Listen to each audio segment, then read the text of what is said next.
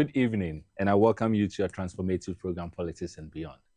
My name is Emmanuel Jr., your host for this transformative program. I haven't been with you in a while now due to some few issues. I needed to attend to some equally important events, and so I'm glad to be back this evening. Today is quite an interesting day. It is interesting because exactly a week ago, and I'm making reference to last week, Monday, marked 2 years when your transformative program, Politics and Beyond, started. So last week was really our anniversary, 2 years anniversary. And interestingly, today, being a week after last week, happens to be my birthday. And so today is a birthday edition or an anniversary edition comprising of the platform and also that of the myself being the host. There are a number of people I would love to appreciate, but if I should continue or I should start mentioning names, I'm sure will not be ending. Notwithstanding, I want to appreciate you, the viewer, for making sure that this platform continues to be one of the leading platforms as far as transformative activities are concerned. As I keep saying, we focus on building the future of this country, if not for our own sake or for our benefit, at least for the sake of our next generation. And I also want to appreciate my wonderful team that I have here. I mean, I'm just the face of it, but I have strong backing. And I'm making reference to all the great men that we have here. William, we have Osofo Prince, we have Theophilus, we have Humphrey, we have all the others, and of course, led by our mighty Raphael. These are the great members that we have. Benny, of course, he is our executive producer. These are the great members that makes this platform, possible. And so I want to appreciate each and every one of you. Having said that, it is important for us to state that over the past years, we've been discussing matters of corruption and how best we can fight corruption in this country. Unfortunately, it looks like the fight against corruption seems not to be going the way we all expect it to be. Every day we keep talking about corruption matters. Every day we keep talking about issues bordering on corruption. And it looks like all we do is to talk about it, we leave it, we allow the thing to happen, we expose it, we return to the debate platform talking about it, whether it belongs, it is the NDC's fault or it is the MPP's fault. And we forget to really focus on what really matters. And that has to do with us ensuring that we fight it, or us ensuring that we prevent it the way we ought to prevent it. And so this evening, as I indicated, it is a birthday edition. And so you are going to be my guests. I'm going to have the opportunity for you to phone in and then share your views. And if you have questions, comments, to share with us as far as this topic is concerned. It is very obvious that just about 2 weeks or so, we had the Attorney General having a press conference. I think it was somewhere last week, having a press conference and trying to bring out some of the things that borders on corruption. The first that comes into mind has to do with the former CEO of Buffer Stock. And if you look at the components of things, properties that are allegedly owned by this man as a result of an alleged corrupt practices, it is really overwhelming and worrying. But it brings to bear one question. Should we wait for a change in government before we are able to expose all these things? Why is it that we are not able to put in the right structures so that even in government, we will be able to have the structures exposing these things? Do we have to wait till there's a new administration before we're able to know the corruption or perceived or purported or alleged corruption that took place in the erstwhile administration? These are the things that we'll be discussing this evening.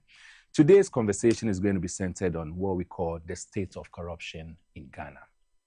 And when we talk of the state of corruption in Ghana, we are here talking about a number of things that has happened over the past.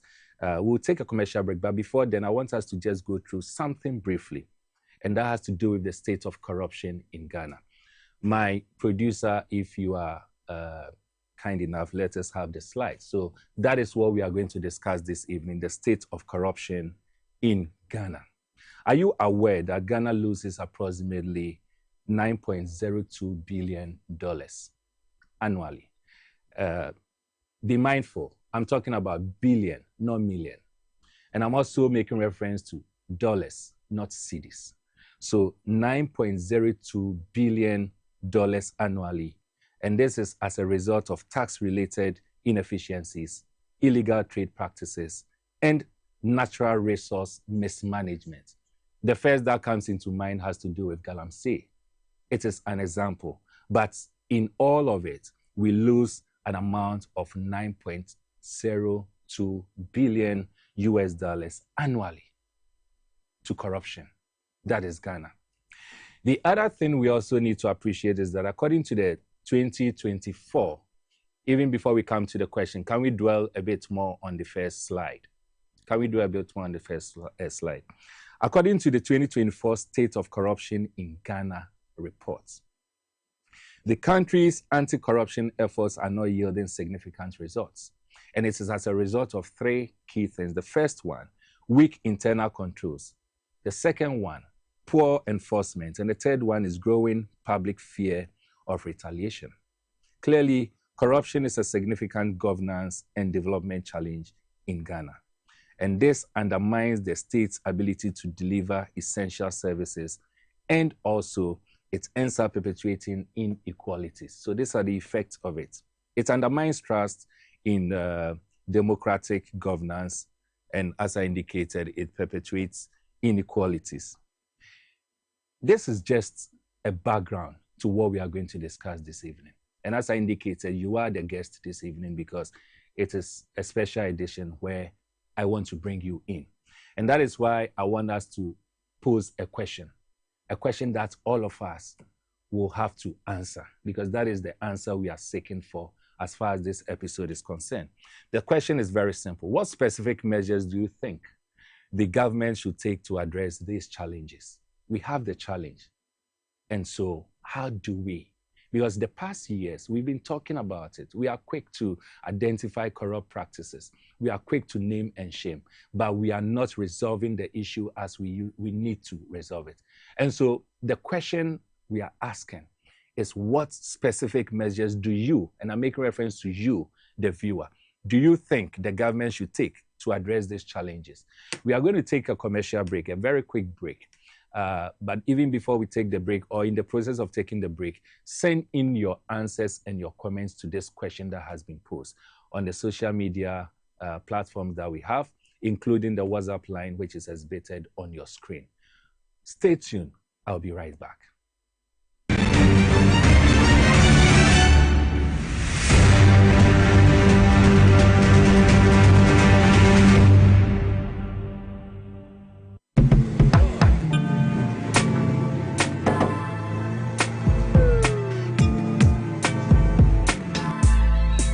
Welcome to AutoCheck Vehicle Diagnostic and Licensing Center.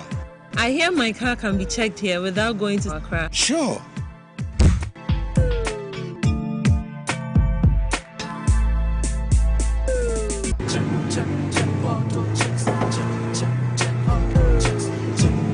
Emission, check.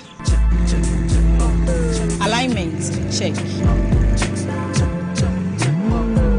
Brakes, check. Visit AutoChecks at Koforidua Aquadrum Road for the roadworthiness of your vehicle, from saloon cars to heavy-duty industrial vehicles. Madam, your car is now ready for the road. Thank you so much. Auto checks, check.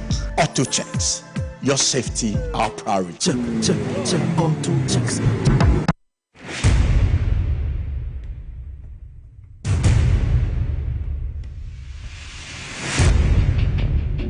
The average human body mass should have at least 60% water for optimal performance in any physical or mental exercise. We can help you maintain it naturally.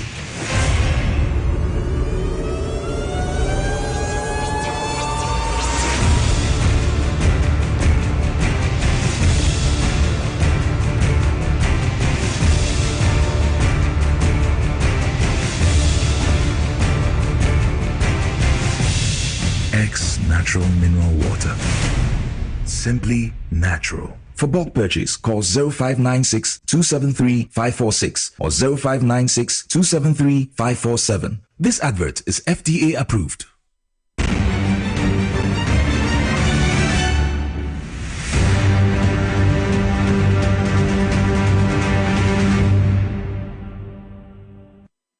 Welcome back. I'm still your host, Emmanuel Wilson Jr. And as I gave the brief before we went on a commercial break, we are discussing the state of corruption in Ghana. Before we even go further, I will want to use this moment to express, not just me, but myself and the team that makes up Politics and Beyond, express our deepest of condolence to the Rawlinses family. In this case, I'm making reference to Zaneto and the 3 siblings that she has, and the entire family, for the loss of their mother, their auntie, their sister, their everything. And of course, not just the family, but to all of us, whether we like it or not, we've also lost someone who was a former First Lady. In fact, the longest serving First Lady of Ghana. And I'm wondering if there will be any time where anyone will want to break or will be able to break that record. So I'm making reference again to the late Nana Kunedu Ajiman Rawlings. May her soul rest in perfect peace. Having said that, we are still discussing matters bordering on corruption. How best do you think we can take care of this canker known as corruption? Rawlings, no, not Rawlings, but the former president, Kufuor, once said that corruption is as old as Adam. It is true. Very, very old. I'm sure if you go into details, there hasn't been any government in history, whether in Ghana or outside Ghana, that has ruled and had what we would term as corruption-free country. As long as you have 2, 3 more individuals, humans coming together, there will be some corruption and corrupt practices taking place. So corruption indeed is as old as Adam. And that is why I want us to look at the first slide that says that, the first slide, if we can have it on the screen, I'm making reference to the introductory parts. It's my producer around. So we're looking at the current state. No, so we've gone through the current state of it. I want us to look at the next 2 slides beyond the question. Sure, so this is what I'm looking at. As I indicated, corruption has been one of the most widespread and insidious of social evils. It has taken place. It undermines the trust and confidence which are necessary for maintenance and development of sustainable economic and social relations. There's one aspect of corruption that a lot of people ignore, and that has to do with petty corruption. When we talk of petty corruption, just like the Bible says that little forces destroys the farm, there are little things that we ignore. When we talk of corruptions, most of the times we are looking at the very huge ones, the amount of millions and billions. But sometimes when corruption takes place through what we know as petty corruption, it is also one thing that really destroys. And so petty corruption, it impacts citizens' perceptions of corruption in a country because it interferes with their daily lives and undermines public trust in democratic processes, government legitimacy, and state institutions. And so whilst we look at corruption, we shouldn't just be focusing on the huge ones that we sometimes or often hear. Petty corruptions are also part of it. And if I should give you the opportunity, I'm sure you can mention thousands of such corruption that can be defined as petty corruption. So I wouldn't want to go into that. But you see, there has been, in the time past, especially almost all anti-corruption institutions and CSOs that I have encountered or have heard of. And yes, it has even included Crusaders Against Corruption. In the time past, we have always been using one certain approach in fighting corruption. In fighting corruption, there are 2 approaches. We have what we call the reactive approach, and we also have the proactive approach. The reactive approach says that you wait for it to happen, and then we try to expose it. We wait for the thing to happen, and then we say that, okay, this person is at fault, that person is at fault. We take the person to court. We try to retrieve the money. Worst scenario, we imprison the person. and that is it. That is the reactive approach. It is so clear that this approach that we've been using as a country over the past years has not really yielded much. And so it is time for us to concentrate a bit more on the second approach. And that is really the approach that right from now, this platform, Crusaders Against Corruption, we are going to take. We want to take the proactive approach. The proactive approach here focuses on preventing corruption. It also focuses on promoting integrity in central governments, law enforcement agencies, and public institutions. So instead of us waiting for it to occur, we want to build mechanisms and structures to ensure that we even prevent it. We ensure that we build integrity more than focusing on corruption, as in waiting for it to happen. There's a need for a proactive framework for foreseeing and managing corruption risks, and that is also what the proactive approach takes care of. It has, among other things, two key relevance. This approach I'm talking about. The first one is that it mitigates corruption. Deterrence is of great essence here. The second one is that there's the need, because it ends up establishing systems that reward appropriate behavior and also penalizes corrupt conducts in the public sector. So the proactive approach, unlike the reactive approach where we are waiting for someone to commit it and then we penalize the person, the proactive approach puts in place systems that reward appropriate behavior. We must encourage individuals, just as the way we are quick to expose individuals and shame them for engaging in corrupt practices. We must also have in place mechanisms and systems that rewards good behavior. That is the only way we can encourage. There has been instances where we've heard people saying that good life, good behavior doesn't pay. Proactive approach in fighting corruption changes this trajectory and says that we are encouraging you to engage in good behavior because we have systems that will pay off and systems that will reward you for that.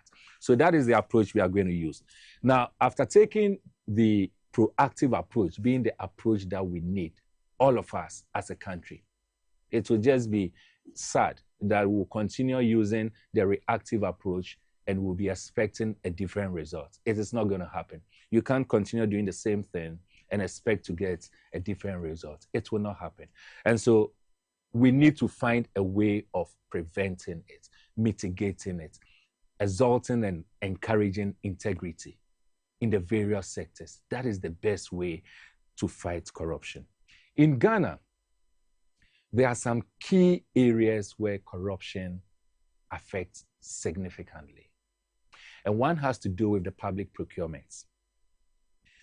Almost all corruption that you hear of or you record in this country, public procurement finds space in it.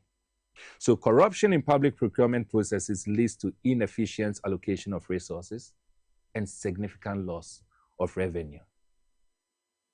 This morning, I heard that from next year, we are going to have new number plates for vehicles. That is procurement. The first thing that came into my mind was, I pray that the procurement process will be so transparent and it will not result in us engaging in corruption and corrupt practices. That was the first thing that came into my mind. So that is it. The public procurement is a key area. The second one is the health care. The health sector is particularly vulnerable to corruption. And we all know it, with medical practitioners requesting bribes for services and selling watered down medicines and all that you can think of. Sometimes you go to the hospital, just bed, you need to pay bribe before you can get it. And not just that, there are so many instances. So the health sector or the healthcare in this country is also an area that breeds corruption, and we need to have a strong focus on that side. The other part has to do with the educational sector. Ghost names on payroll, bribery, and other form of corruption plagues the education sector. Unfortunately, and this is so sad, because it is still ongoing. And I'm making reference to this school placement that is, taking place now. Our junior brothers, our junior sisters, our children who are now going to the secondary school. We are hearing stories of how some parents, guardians need to pay certain amount of money before they can get their award in certain school, or before they can get their award getting into a certain course. It is so worrying. So the education sector here is also one aspect that we need to look at.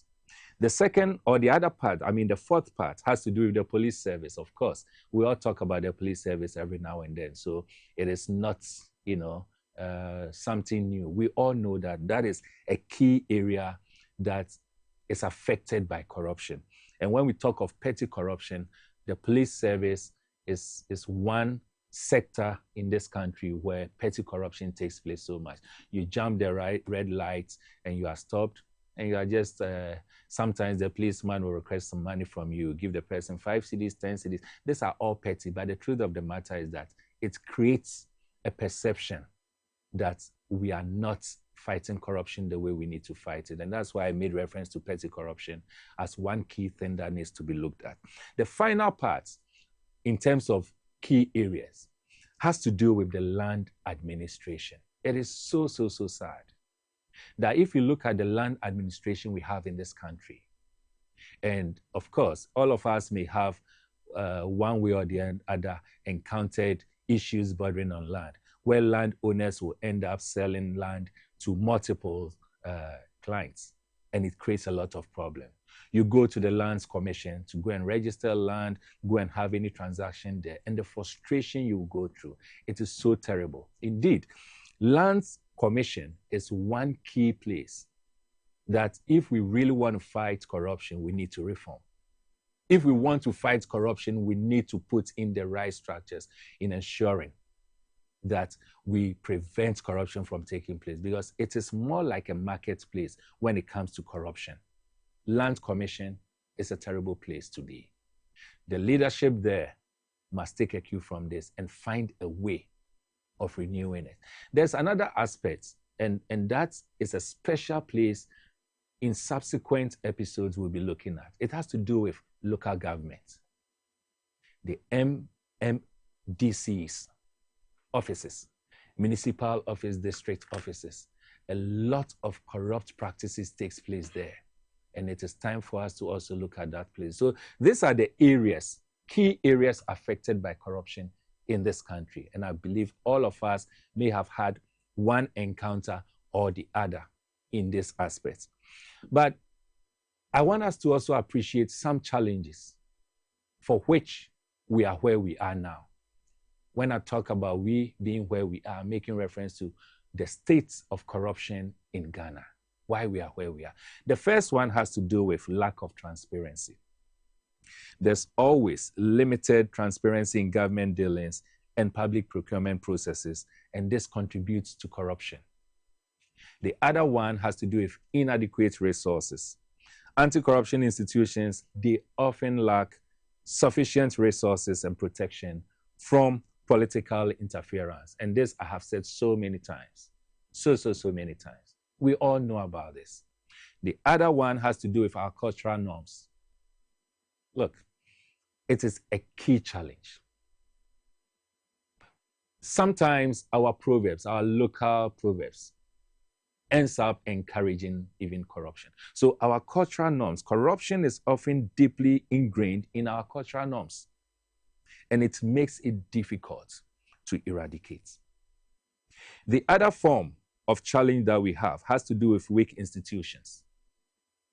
Anti-corruption bodies such as the Office of the Special Prosecutor, IOCO, SHRAJ, and all of that you can think of, they lack effective coordination and resources. And recently, hearing from my own friend and brother, Justice Shremsai, talking about, they requesting for a docket from the OSP's office, and OSP coming out to say that it is not true and all that. It all communicates clearly that we are having weak institutions. They lack effective coordination and resources.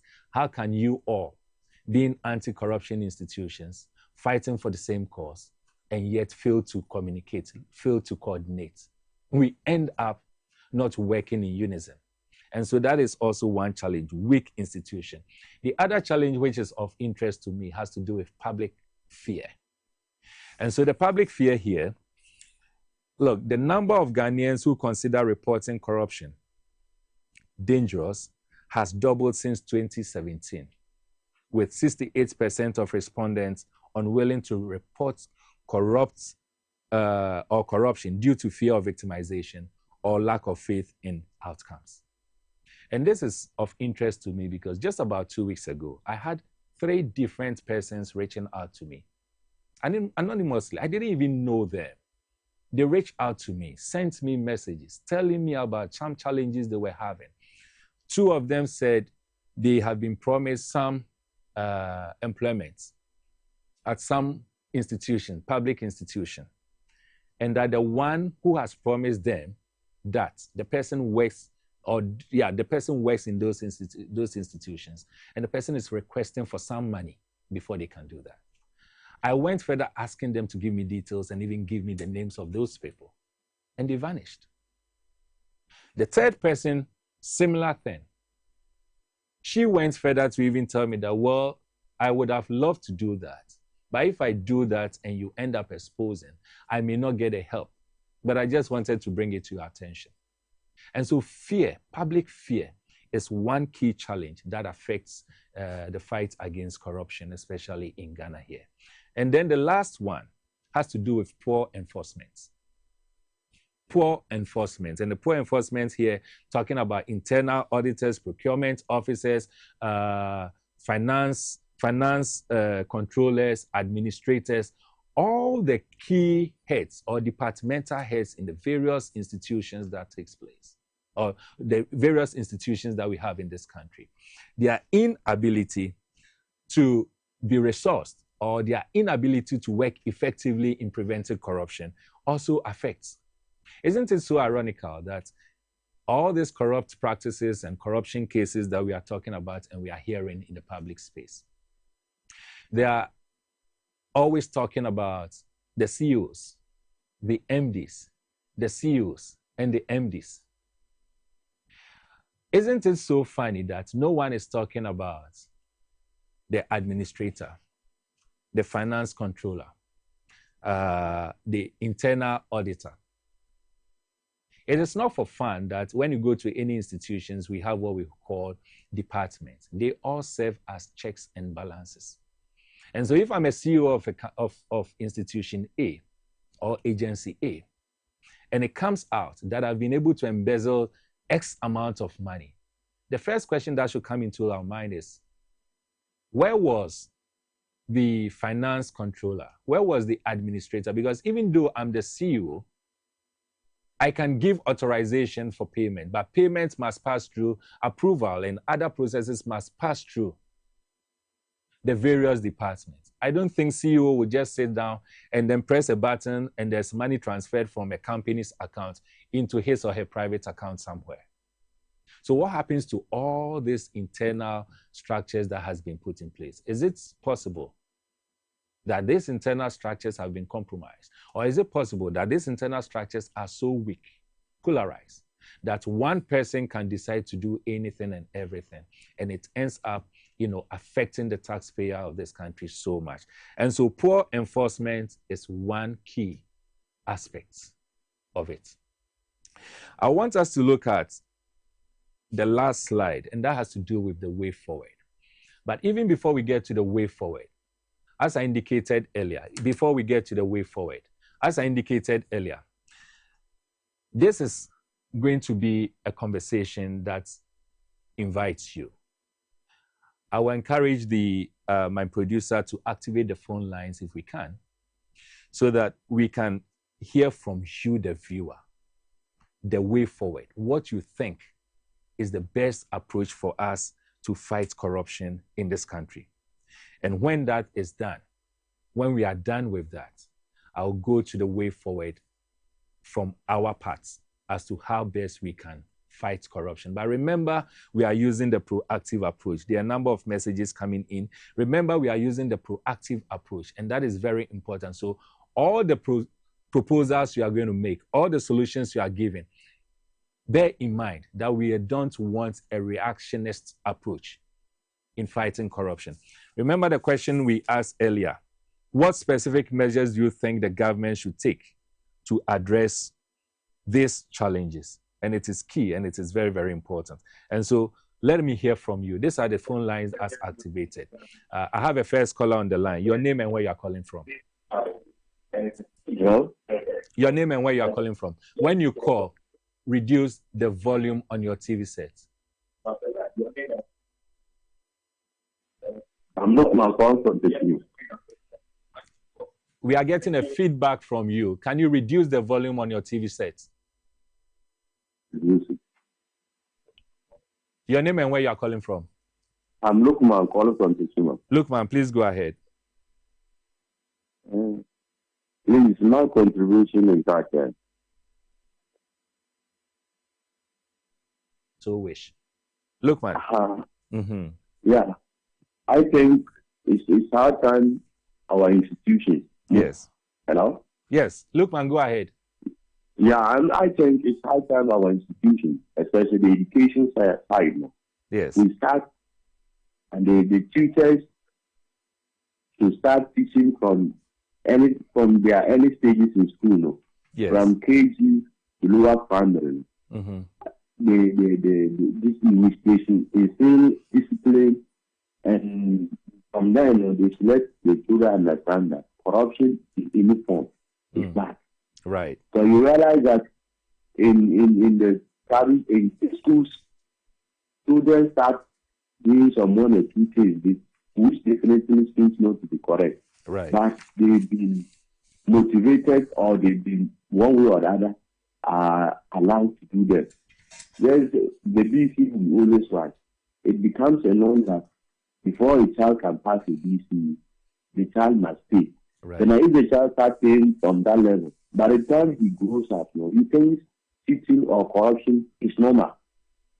So I think our teachers has to do a lot by making them believe that everything about corruption is bad. Very well.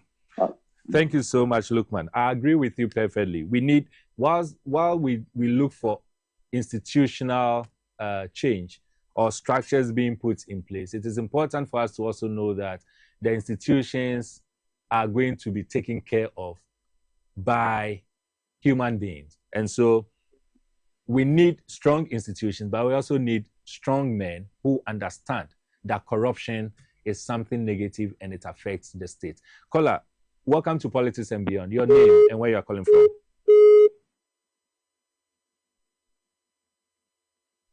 Are you online? Your name and where you are calling from. Abdullah Shaibu calling from Cape Coast. Abdullah, please go ahead. Yes, sir. I think, in fact, I didn't watch the whole show. I just watched the last part of it. But I think to fight corruption, governments have to set a committee that can assess or audit the various institutions, because a lot are going on in the institutions, and it starts from there. Yeah. So that is my suggestion. Thank you so much. If Mahama wants to really achieve his ambition, he needs to set an audit team or institution for audit. Very well. Purposely for that. Yeah. Thank you. Thank you so much, Abdul. I mean, you are just speaking the mind of Crusaders Against Corruption. Even prior to the elections, 2024, we've held one position that the new government should set up what we call. Do I have a caller on the line?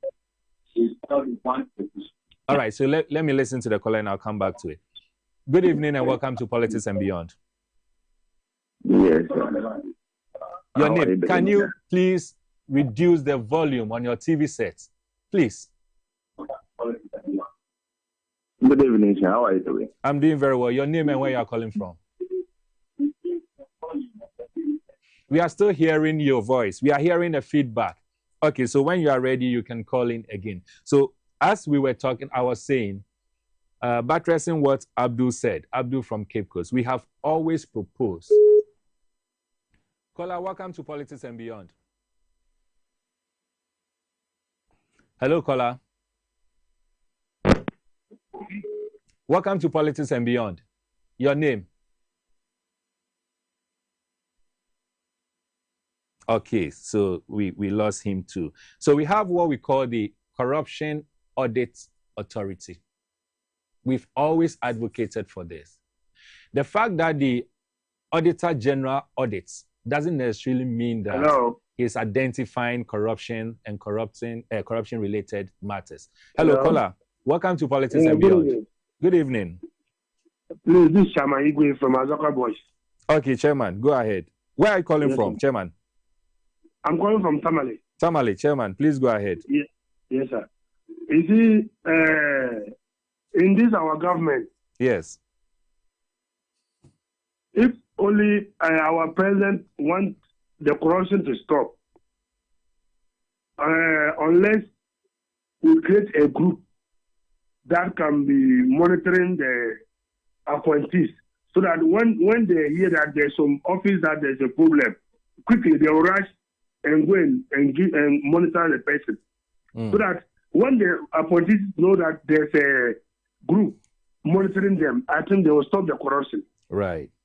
Yes. So we are planning to get that group to help the government. Very well, Chairman. So yes. I think that is the best thing. Thank you so much. Yes, so I was talking about the Corruption Audit Authority, and that is so dear to my heart because that is what we need. The fact that you are auditing a company or an entity doesn't necessarily mean that you are looking out for the corruption and corruption-related matters that has happened in it. So you can audit, all right, but the audit will not be able to identify conflict of interest because that is not what they are looking for. And so it is important for us to have what we call an entity, Corruption Audit Authority. And that is the only way we can fight corruption. That's one of the things. Welcome to Politics and Beyond. Caller. Hello, caller. Your name and where you are calling from? Okay, it looks like your name and where you are calling from. Hello, please. This is Dr. from the Upper West region. Very well. Please go ahead. I'm so grateful for raising this topic. Thank you. Can you reduce the volume on your TV set, please? I think there's this thing that there's no politics.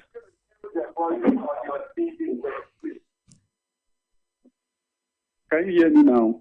Yes, very well. Hello? Yes.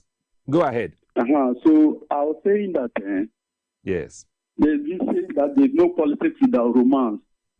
But we know we can't completely eradicate corruption from the system, but we can reduce it. And the only way to do that is to separate distinctly between the public service and the civil service, because once politicians have that power to infiltrate the civil service, it means politicians can, bribe the civilians to do things for them, and in one way or the other, the civilians can also influence the politicians. Now, if there's no distinction and there's no clear-cut policy that separates these two entities, there will always be this menace in Ghana. Very well. And it will never reduce. It will continue to increase once there's no clear-cut distinction, because politicians always use civilians to do their work. That's very true. Thank you so much. So thank you so much. That's also one key thing, separating public service from civil service. And it is not just the separation that is of importance. What is of importance is the political influence, the political role. And that is why we have also said consistently that one of the things we need to do, because that is the bane, that is the backbone of corruption in Ghana, has to do with our 92 Constitution, where we centralize power and we've given power to one entity known as the executive. I'll come back to that. Caller, welcome to Politics and Beyond. Hello, caller, can you hear me? Hello. Your name and where you are calling from? Yes, this is Akodogo Smiler Feza from Upper East Region, Boku. Very well. How is Boku doing? Oh, Boku is calm as of now. We thank God. There's been disturbances yesterday and the day before yesterday. I've been doing well, but as I speak, is a little bit calm. But we pray that government should intervene and bring absolute peace to Boku. We pray so. Because we are actually suffering and it is now becoming chaotic. I agree. Everything will be fine. That's what we pray for. Please go ahead with your submission. Right. Yes. So with regards to corruption in our government institutions, I think it is now a very big canker that has eaten into the fiber of every aspect of our offices. And it is very important to note that the first way to tackle this corruption is the change of our mindset, to know that corruption is bad, corruption is something that we should not engage ourselves into. And apart from that, there should be code of conduct that will guide every individual that is holding any position in every organization, and then the enforcement or the punishment of those who go against or who are found in involving themselves in corruption is something that we need to look at it. Very well. People do and go scot-free. Yeah. And again, who watches the watchman? These auditors, some of them do connive with the people they audit. And at the end of the day, they present their audit report that both in a way that doesn't augur well. So they should be external auditors who audit the internal auditors. Every aspect of our institutions, mostly when you go there, they are paid for the job they are doing, but they try to stifle state resources. They try to cheat the ordinary Ghanaians. Resources that are made to provide social amenities. Yeah. You see an individual going to an office, you are paid for the stuff you are done, then you make it as if you are supposed to be bribed before you do your duty. So I think there is supposed to be a second look at it. And I thank you for bringing this into the public domain, and let's put all our voices out. And at the end of the day, I think it will be a thing of the past. And anyone who is caught culpable should be taken through the full regards of the law. Thank you so much. I agree perfectly with you. Now, making reference to the code of conduct, there's one aspect of it that, again, we have advocated for strongly, and we are looking forward to its coming to fruition. And that has to do with lifestyle audits. Oh? Kola, welcome to Politics and Beyond. Please, my name is Adams. I'm calling from Karia, from Your name is? the north. My name is Adams. Adams, calling from? From Northern Region, Tamale. Tamale, very well. Adams, go ahead. You see, for now, honestly speaking, we those who are already grown right now, it will be very difficult to control corruption. What I think is, if you think if we want to stop corruption, we have to target like school. We have to target schools and churches and Islamic places. Simple because if you observe something, we do here and in fact making young people get access to internet, in things they assume they might also have, or sometimes this betting stuff. How can you take like 5 cities and assume that you can get somewhere like 100 cities? Right. You see, so things like this, this generation, if only we want to control corruptions, we have to target schools, make schools, or take a curriculum, add corruption lesson to teach the young ones to understand that taking something from, so it's just like, you see, you understand, you agree with me, if you and your friend meet at a place, and someone gives your child, with your kids, and someone gives your child like something like money, and your child is standing there looking at your face for you to give order before you take the money. And the other one, once you give the money, then the child takes the money. You see the two differences between the two kids. That's right. There is discipline in this person's house. Yeah. You could just see blame. You could give someone's child and he'll be like, no, I don't want. You want money. This is given to child, they'll just take it, and even without saying thank you. So I think we have to target schools right now. Right. Islamic places and then churches. Right. Let the young ones that are coming up to understand that this and this, even if your father is in corruption, you should be able to speak up. Taking something that is not yours should be a crime. Right. Corruption is just like dealing with faith. These days, we just grown, this our faith, let's be honest. They'll say they can turn around, someone give you 5,000 to stop saying something that you like, okay, let me just. That's right. You see, so sometimes, for me, we should tackle the young ones. Very well. Adam, thank you so much. Yeah. Yes, sir. I agree perfectly with you. Thank you so much. We need to tackle it from the roots, the young ones, the curriculum. That is what we need to concentrate on. So as I was saying before Adams came in, I was dwelling a bit more on the lifestyle audits, which came from the caller before Adams. Code of conduct, lifestyle audit. It is very, very important. And we've advocated for a long time that we need to have lifestyle audits in this country. Why is it that someone who is supposed to be receiving a salary of 11,000, 12,000, 13,000 is living a life which goes beyond 50,000, 60,000? And no one is questioning the source of the funds. No one is questioning the source of the money. Indeed, if we're having lifestyle audits in this country, we wouldn't have been having people coming on TV sets exhibiting bars of gold, showing off, telling us that this is real money. This is where they got them, without telling us who the source, where they got the money from. And so it is very, very, very important for us to concentrate a bit more also on lifestyle audits. Let's see how best we can audit the lifestyle, especially of public officers or officials. The other one, which I was also talking about, has to do with the separation of civil service from the public service. And this is very key.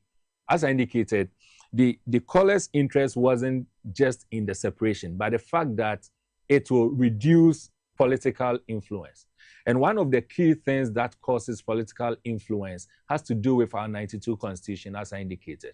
We give so much powers to politicians who are just a handful of people, especially the executive, led by the president of any given day. The chapter that talks about executives gives so much powers to the president, to the extent that almost every institution, instead of owing allegiance to the citizens being you and I, owing allegiance to the taxpayer being you and I, they end up owing allegiance to the president because it's the president that appoints them. And I've always used this as an example. You remember the instance when we had Madam Tiwa being the head of the CID's department some years back, in charge of investigation in this country, being caught being caught on tape, talking to a complainant, someone who has come to complain corruption and corruption-related matters.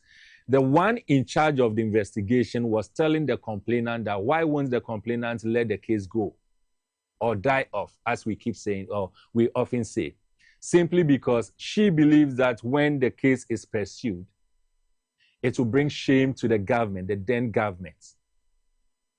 I mean, she rightly said so. This is because we are talking about her because it was caught on tape. What about the number of similar conversations that didn't come to the public domain because it wasn't caught on tape? The point I'm making here is that it is simply because all these individuals believe that they owe allegiance to the president because it's the president who appoints them. And that is why, if we are talking about minimizing political influence, it is important to ensure that we have a significant review of our constitution and reducing significantly the powers that has been given to the executive. You don't centralize power and expect that you can fight corruption effectively.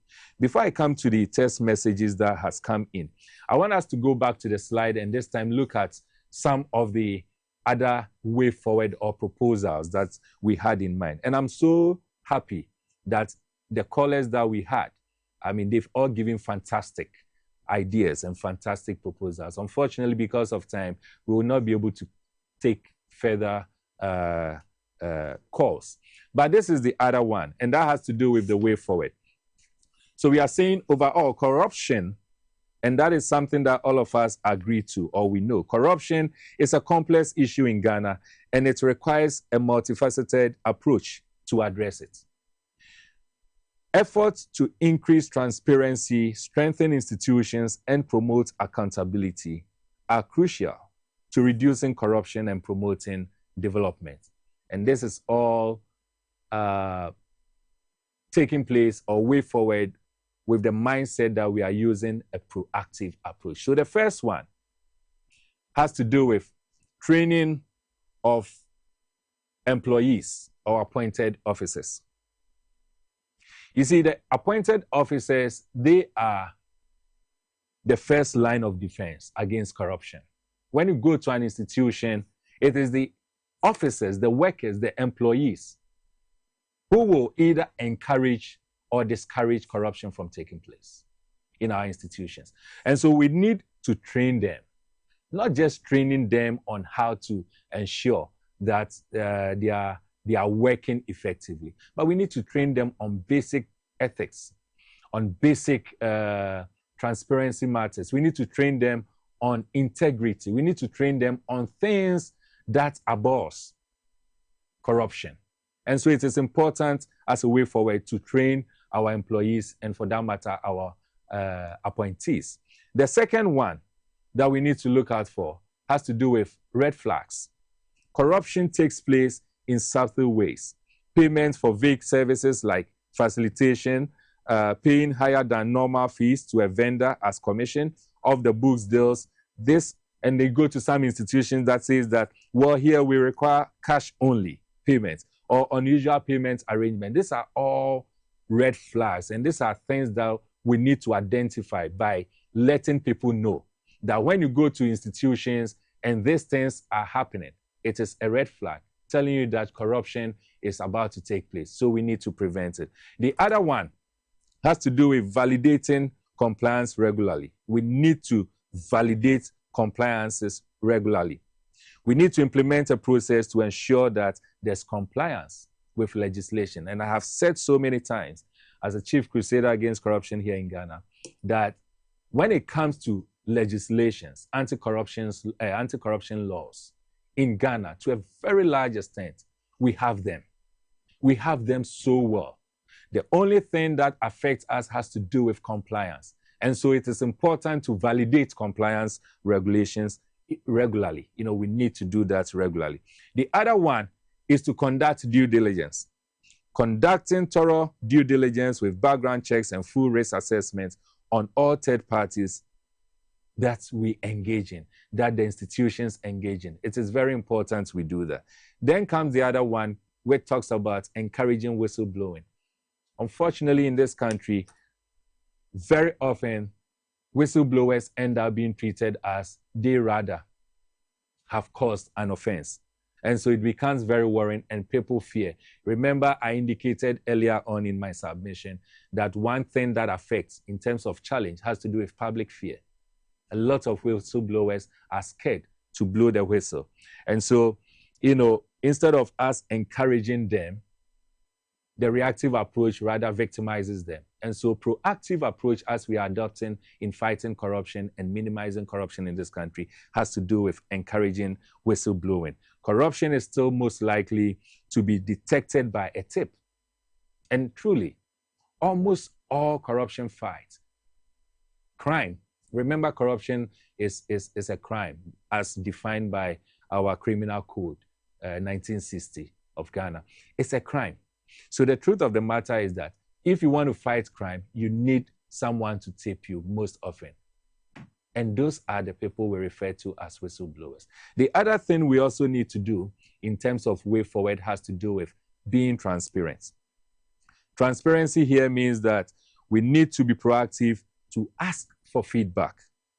We need to prepare to address these feedbacks when they come, whether good or bad. We need to create open lines of communication and honest dialogue regarding what is and what isn't unethical behavior. So we need transparent systems in the various institutions and organizations. And this is one way by which we can fight corruption. The other one has to do with establishing hiring procedures. When hiring staff, we need to conduct thorough background investigations. We need to check their educational, we need to check their credit, we need to check their employment history as permitted by the law, as well as their references. And so these are some of the ways we can, in addition to all that my wonderful callers have contributed to this evening. These are the practical ways by which we can fight corruption, and we need to do that. We must stop the reactive approach.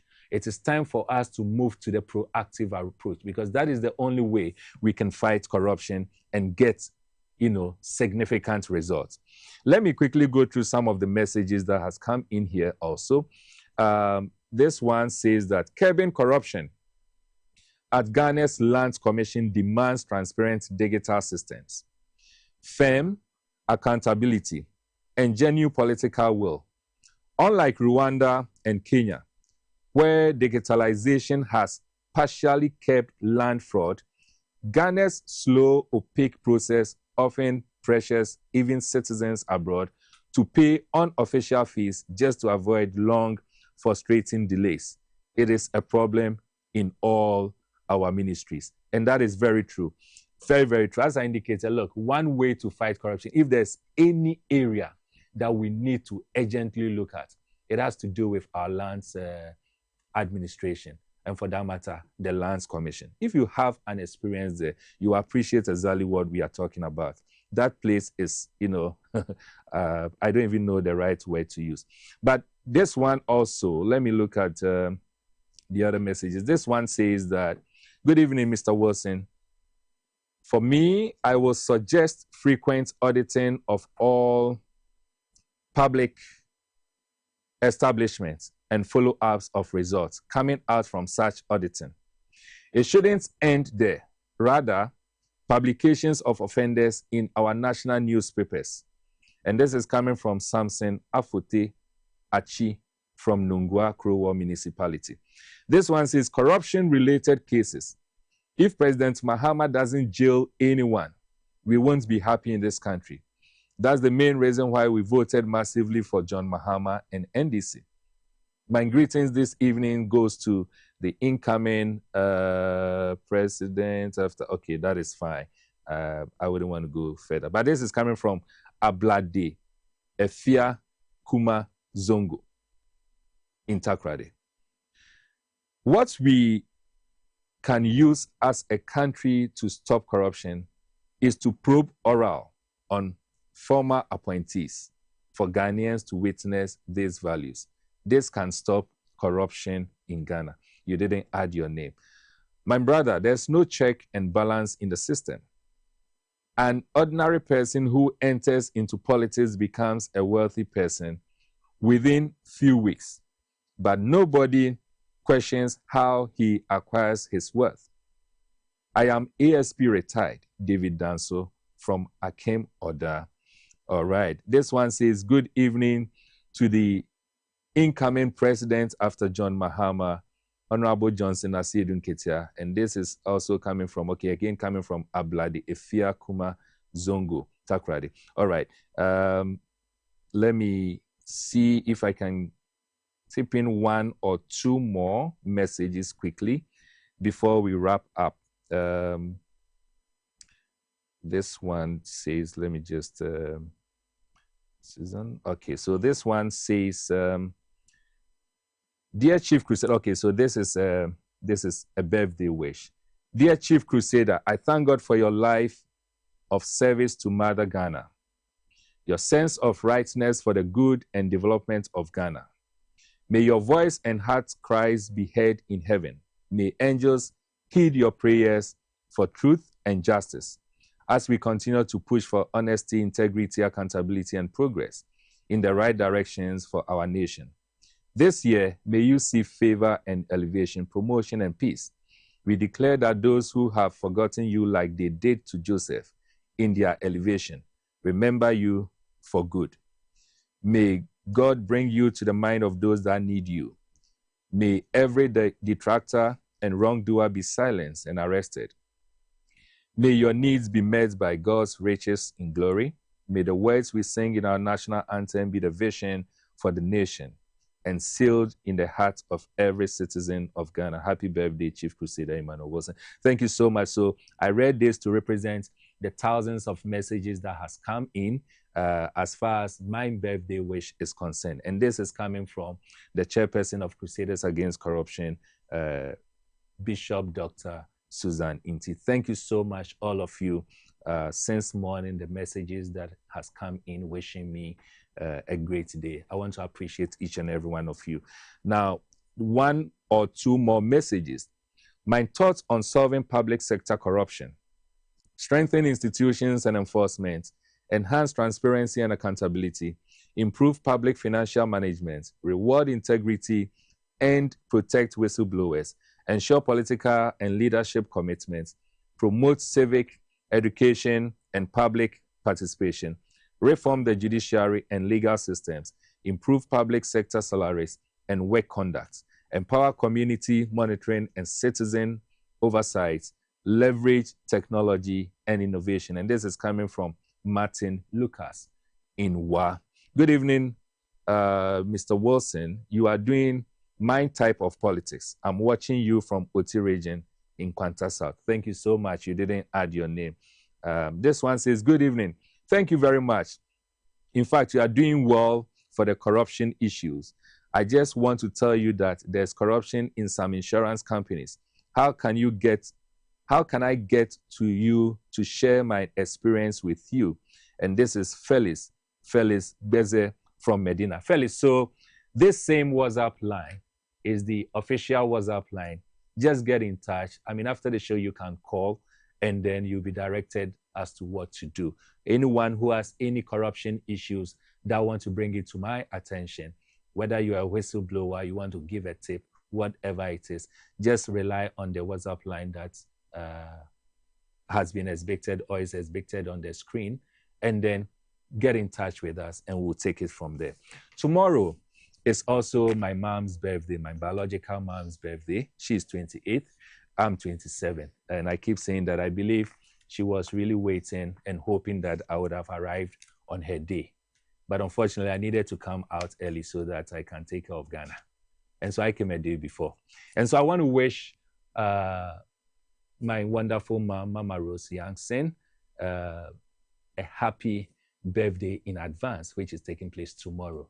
We love you so much, and we believe we'll be celebrating it together again tomorrow. All too soon, viewers, this is where time will allow us. I am so delighted that we've come your way this time. And remember the approach that we've taken, which has to do with the proactive approach. Next week, we are going to have another conversation on corruption, still having in mind the proactive approach. Stay tuned, because next week is going to be a bit deeper than today, and it's going to be more interesting than today. Prepare your proposals and prepare your way forward as collectively we try to fight, minimize, prevent corruption in this country, and most importantly, exalt and establish integrity in this country. Till I come your way again next week, I'm still your host, Emmanuel Wilson Jr., and all I can say for now is good night.